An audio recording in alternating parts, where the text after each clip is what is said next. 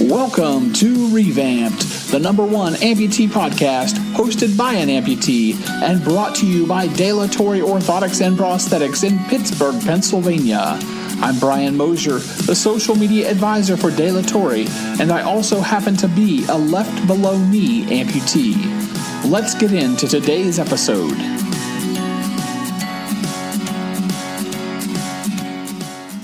How's it going, everyone? My guest today is a lifelong transtibial amputee, an adventurer and blogger for Rushfoot, which also makes him a fellow Rush rebel. He's known as the roaming rebel, Chris Bowman. Chris, welcome to revAMPd. Hey, thanks for having me. Hey, absolutely. Thanks for coming on. So tell me a little bit about how your journey began. I know that pretty much your entire life you've been an amputee. When did it all start for you? Yeah, well, I was born 41 years ago, and when I was born, my lower right leg and parts of 5 fingers were underdeveloped. Okay. So just below the knee down didn't fully develop. I had like a little cartilage foot there, but no lower bone structure of any sort. So before I was a year old, they amputated that fake foot sort of and prepared me for a prosthetic later. So okay, very quickly. Yeah. So how old were you when you got your first prosthesis? I was walking by a year and a half, about there. So yeah, so kind of like normal kid schedule, I guess. Did you or did your family keep track of how many prosthetics you've gone through over your lifetime? We did. I did. I actually kept them until maybe 15 years ago. Oh, wow. So I had a bag full of old, literally wooden legs, from the 70s and 80s. Right. Yeah. And right. 90s, yeah. Because, I remember when I was like 4 and 5 years old, my grandmother was an amputee, and I was actually just talking to my prosthetist about this the other day, that those legs were literally made out of wood. And, oh, certainly. Yep. A lot of people who aren't, you and I are the same age, but a lot of people that are younger than us that, live with limb loss, that, unless they do some research, they've never seen or experienced that. And it was a totally different world back then than what we have today. Yes. And it wasn't that long ago that it has changed. It's leaps and bounds, science and technology. Yeah, absolutely. So very cool. What was it like for you growing up as an amputee? A lot of surgeries, a lot of revision type things. As I grew, I would get bone spurs and that at the end of my stump. So every year, maybe 2 years, they would go in and shave those down. And so I'd be casted again and out of my leg for a while, usually in the summer, so that it was easier with, getting around at school or whatever. I didn't have to deal with that. So right. So a lot of summers. Yeah, spent on crutches and, I had my last one of those when I was about 13 years old, and luckily haven't had any since. So. Oh, that's always good. I understand what it's like, when you go through, a couple of revisions and you're out of your leg, or something happens and you're out of your prosthesis, and it's just not an enjoyable time to be an amputee when those things happen at all. No, it isn't. As you're growing up as an amputee, what was it like for you? Making friends, was that something that came easy? Was it something you struggled with? Were you picked on or bullied? Yeah, well, I tried to make friends, but I couldn't really tell if I was being set up to be picked on and bullied, because that did happen often. So I was guarded quite a bit. It affected a lot of my attitude, especially in my teenage years. It affected a lot of my attitude at home, and I was constantly angry and on edge from that sort of thing. So bullying, definitely, I experienced that at a pretty high level, even as an adult at times, but mostly as a kid and a teenager. I can't imagine what that was like for you, or for any child or teenager that has to go through that, because, I didn't become an amputee until I was an adult. But, we unfortunately in our society, we sometimes see bullying, even as adults, whether we're an amputee or whether it's some other type of, of difference that people live with, which is very unfortunate. Did you, as you're growing up and as you're going through this, did you have any instances where you knew or where you met other amputees? No, actually. Oh, wow. I never, the closest thing to an amputee I'd ever heard of was Terry Fox, who was a Canadian amputee in the 70s. He ran across Canada, and for cancer awareness, I believe. And that my mom had saved a picture of that. And then, of course, when I was growing up, I was a big baseball fan, even played Little League baseball. And Jim Abbott was one of my heroes that I looked up to. Oh, sure. An upper arm. Yeah. So, but I never actually met anybody. Even going to the University of Michigan's orthotics and prosthetics department, I honestly thought that whole place was just for me. Oh, wow. Nobody showed their limbs like we do, and showed their metal, as they say, like we do now. That didn't happen. So you didn't know why anybody was in there. Oh my goodness. That's insane. Wow. So at what point in life how old do you think you were when you met another amputee for the first time? How old was I? It wasn't that long ago. Okay. 6 years ago. Okay. Maybe. Yeah, one of my Facebook friends. Yeah, it wasn't that long ago, really. I see them, but to actually meet them, and say hi and maybe strike up a friendship with them, it didn't happen until just a few years ago. Okay. And that really helped with my healing. See, my not having the limb, I didn't have a whole lot of physical healing other than the surgeries. Okay. I didn't have to readjust or reevaluate how I lived my life because that's the only way that I know. Yeah. But mentally, being different for anybody is challenging. And the more you meet people, and this is why I love social media, the more you meet people and hear their stories, it really healed me on the inside, which is what I sorely needed, kind of feel like, well, I'm not the only one. And there are other people who are certainly worse off and need my guidance. And I've learned so much from other people's struggles and their triumphs and things like that. So wonderful. And you and I know a lot of the same people, especially because we our association with rush foot and wearing a rush foot is part of our prosthesis. And you're right. I got to a point in my life I was so bitter and angry, and I just said, enough of this. I want my life back. And so I just started searching for amputees on social media. And so, amputees are like, hey, come to Amputee Coalition or this group or that group, and then, I went to my first conference this year, and I was telling someone literally just the other day, I was sitting at the office telling someone that was the first time I ever felt normal being at that conference with 1,200 other amputees. And I said, in society, you don't feel normal as an amputee normally out in society. And that was just, what that does, for your psyche and even your mental health, even, it's incredible. Right.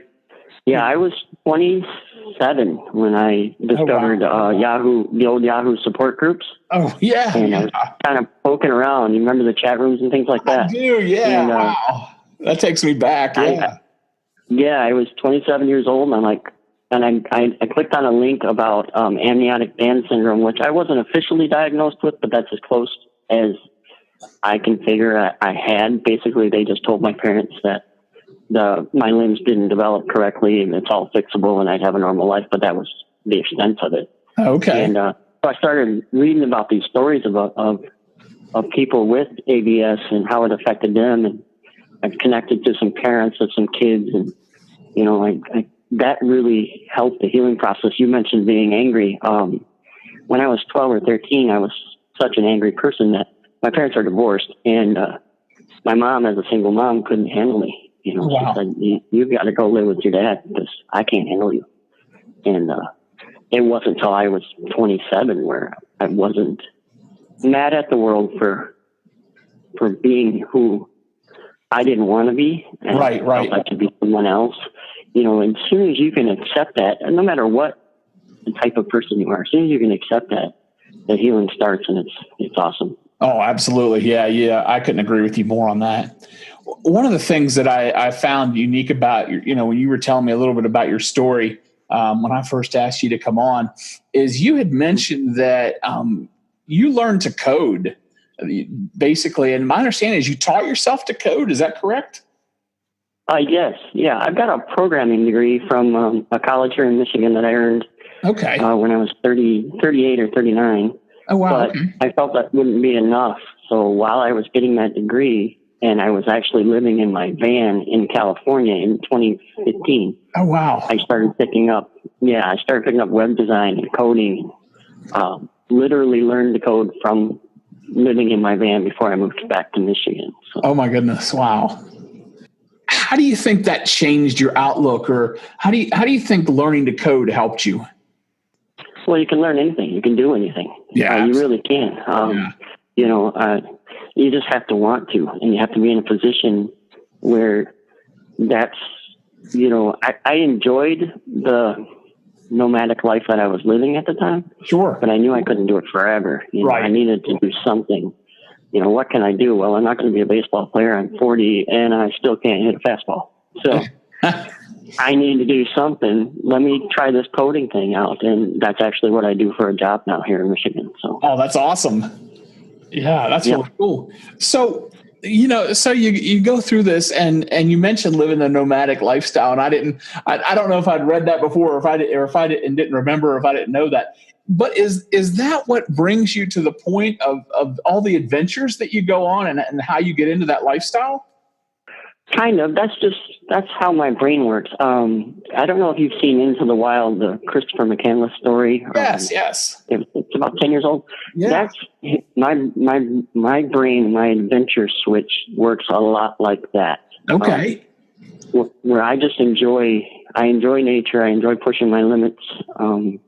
You know, had I been able to pass like a actual physical examination, I would have been a DNR officer or something like that. Okay. And it just calls to me doing different things. As a matter of fact, this is the 4-year anniversary of the Great Lake to Lake bike ride that I did across the state of Michigan. Oh, wow. For the state of Michigan, for their trails. It was like to promote this Great Lake to Lake trail that went from Lake Michigan to Lake Huron. Okay. And I got invited to do that on my bicycle, and I jumped at the chance to do it, you know, and I kind of just jump at chances to do things. Yeah. And you know, and of course we'll have this in our show notes. You have a YouTube channel, and I've looked at, you know, all of your videos on there of the adventures you've had. And I mean, you're right. You know, talking about taking an opportunity to do something, you're out there doing it. And, you know, I love it. I think what it really does is, and I mean, for me at least, because I look at this, you know, and as you know, amputees, all of us we all have our own individual struggles. We don't always all struggle with the same thing. And so I look at you and I look at your videos and I'm like, you know, and that's not my thing, right? I mean, it's a great thing. And I wish that I would love the outdoors like that. But I don't, but I wish I did. But what it does for me is it encourages me to say, you know what, if he can go do the things that he loves like this, then I can do, you know, the things that I love. Well, that's awesome. You know, and so it's a motivator and it's an encouragement. And I think that it just speaks volumes about you and your character. And because, you know, as well as I do, we see people in these groups online, these Facebook groups for amputees, and they're like, yeah, it's been 5 years and I'm just still sitting here, you know, on the couch doing nothing. And I'm just like, you know, what in the world is going on? And I know that people get, you know, they get depressed and they get angry and they get bitter, and it's hard, and even some resentment, you know, and it's hard to get over that and move on. But I think one of the key things you said earlier was that you have to want it. Yes. You have to want to be able to do these things, or want to succeed in doing these things. And it took me 27 years, like I said, to be okay. So these people that are 4 or 5 years out, I get it. You know, you do things because people kind of tell you should. You don't really want to. And the biggest battle for me is not my leg or my fingers missing. It's anxiety, you know. Sure. That little voice in my head that says you can't do this.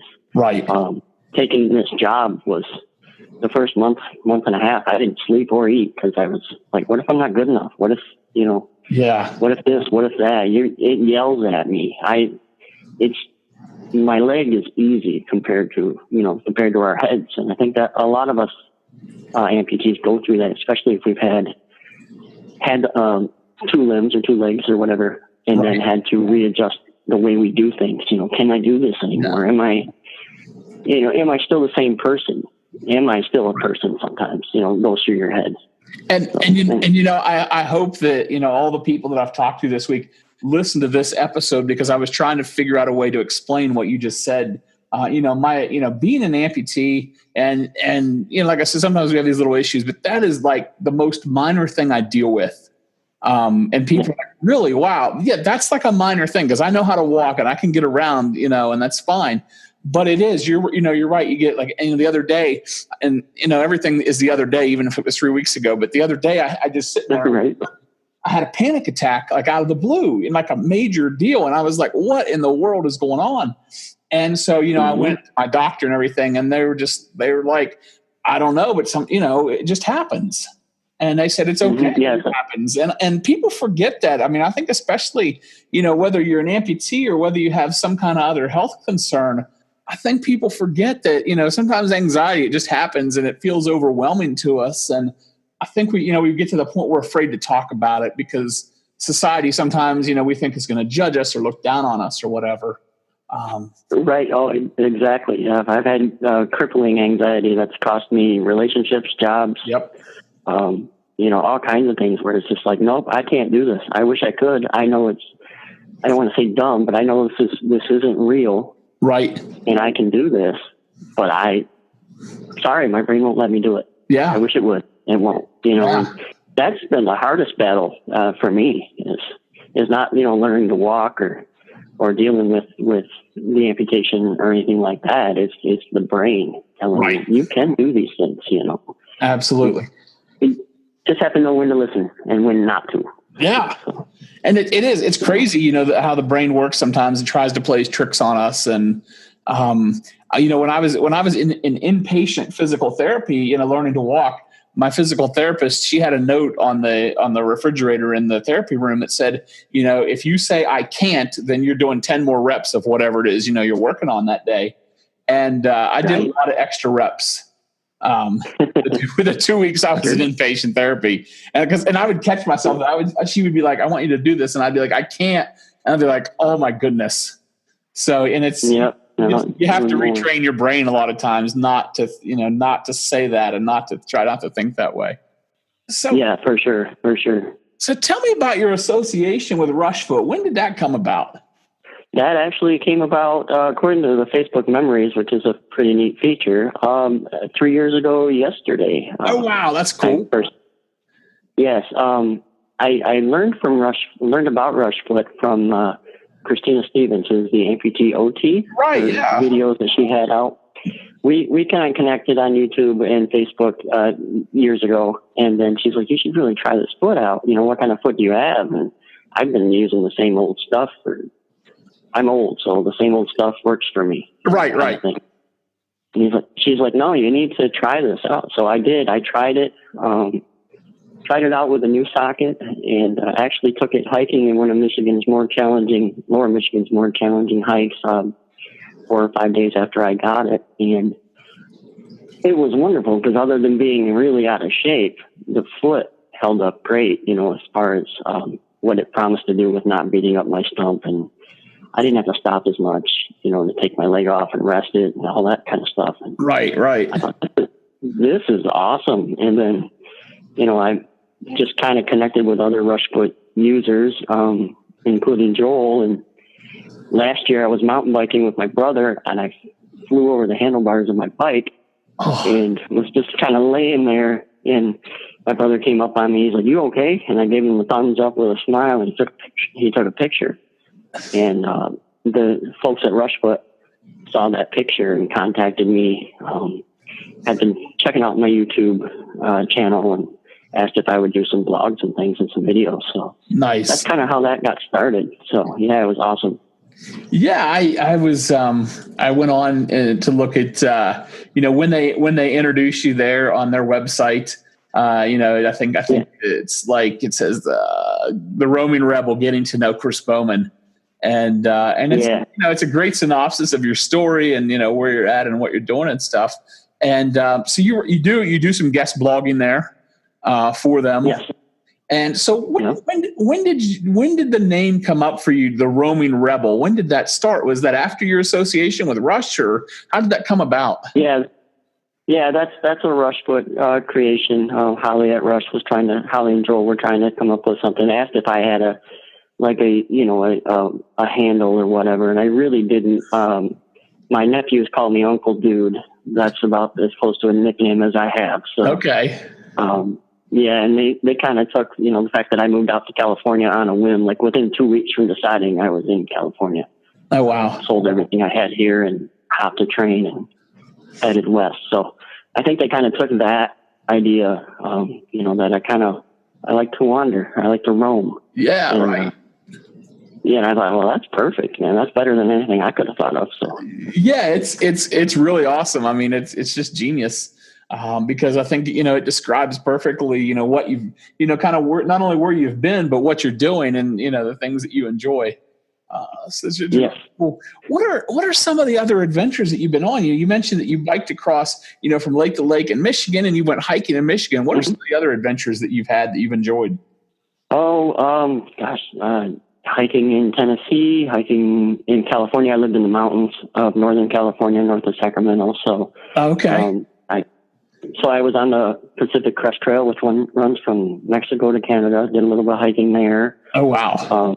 Some of the adventures when I was a kid were, I played 3 years of Little League baseball. Okay.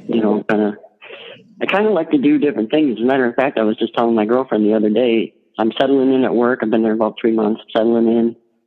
I want to do something different now. Not necessarily with work, but I'm looking for that next excitement, Yeah. So I've talked about hiking the Appalachian Trail at some point. Okay. All of it. I'm not sure when I'm going to do that now that I'm back working, hopefully, full time. But I would like to do that, before I'm too old. So. What do they say that takes if you do it all? Like some people say, like 6 months or something to do it all? Yeah. Yeah, it's about 6 months. It's 2,200 miles. Wow. From the middle of Georgia to the middle of Maine, roughly.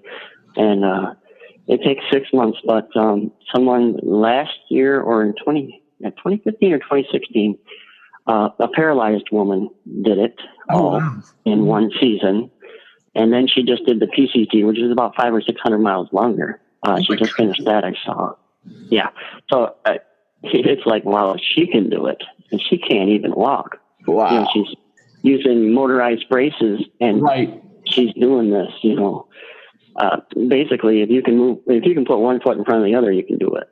So it's about 6 months of living on the trail, living out of your backpack, basically. Yeah, that definitely, from reading about you and your story, it definitely sounds right up your alley for sure. Yeah, hey, you're in Pennsylvania, right? Pittsburgh, yes. Pittsburgh. So the AT goes through there. So yeah, right. If I go through there, you're welcome to join me. Yeah. I might be a little out of shape for that yet, but maybe before I get too old, I get into something like that. Definitely. What are some of the ways, we talked about, the coding and your adventures and things. What are some of the ways over your lifetime, though, that you have just been able to persevere and overcome, all of the challenges that you have faced?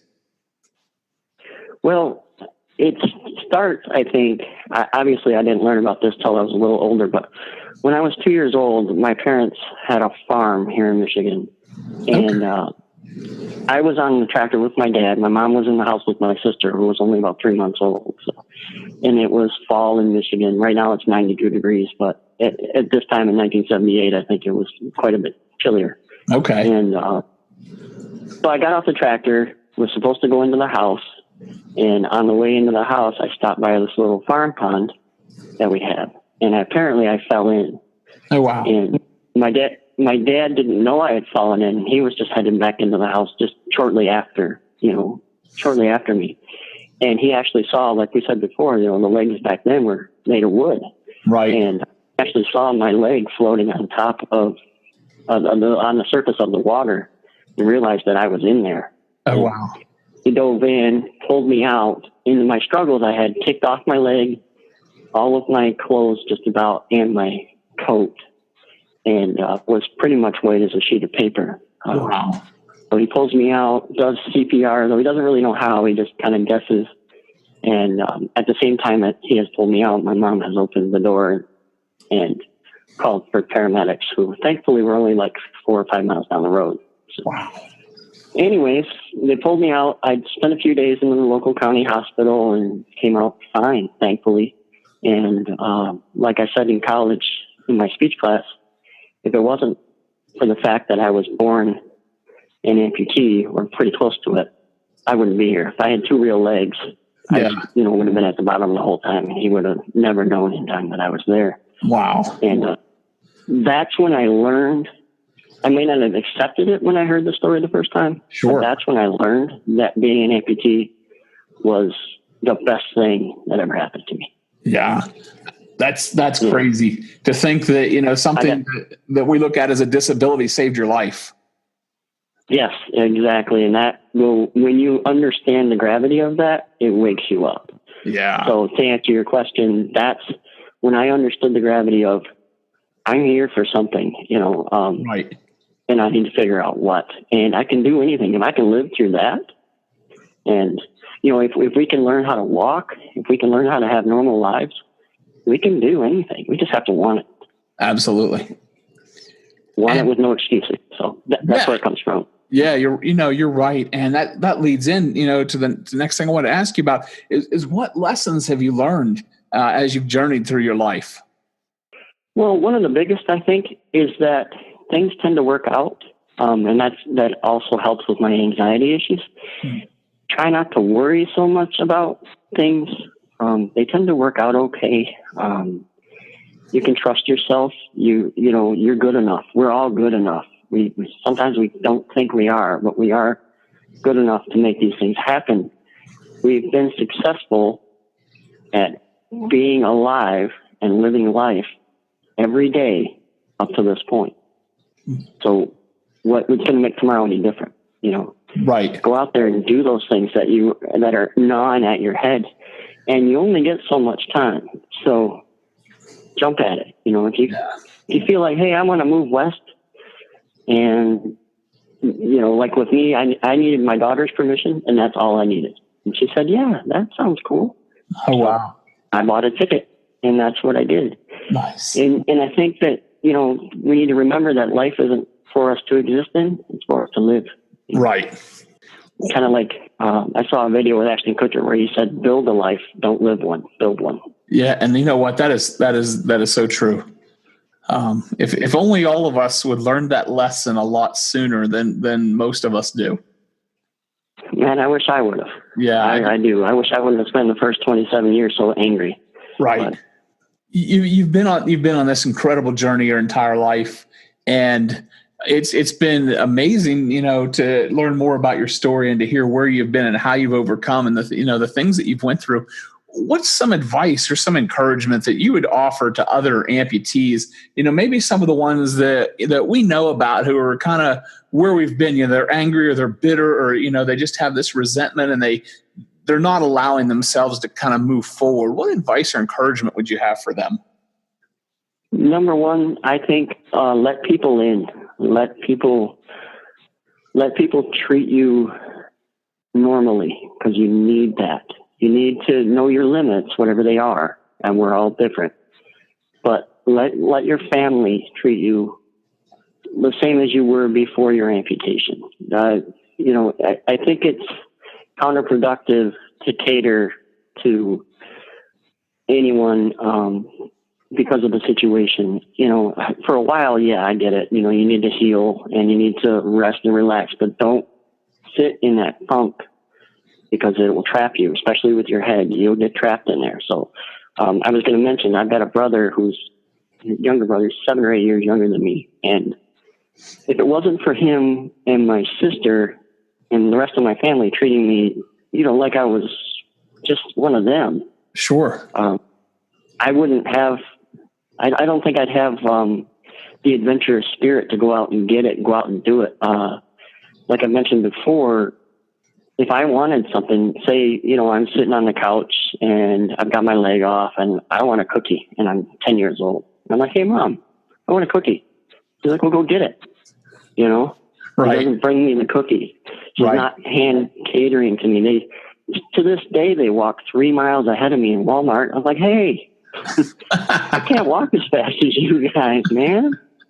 Slow down. And I joke that if I ever had to identify like a lost family member, I would have to see what their rear ends look like, because I don't see their faces. They're always way ahead of me. Right. So, That's basically it. Let people in, let them treat you like they did before. If you were hurt, let them treat you like they did before you were hurt. Try not to shut people out. It's hard because you don't feel like yourself. But they want to be there for you. They want to know what level they need to be there for you at. And it's easier if you can kind of guide them to it. But certainly, nobody wants to be babied. Even if you do once in a while, every day is not good for you. Right. Absolutely.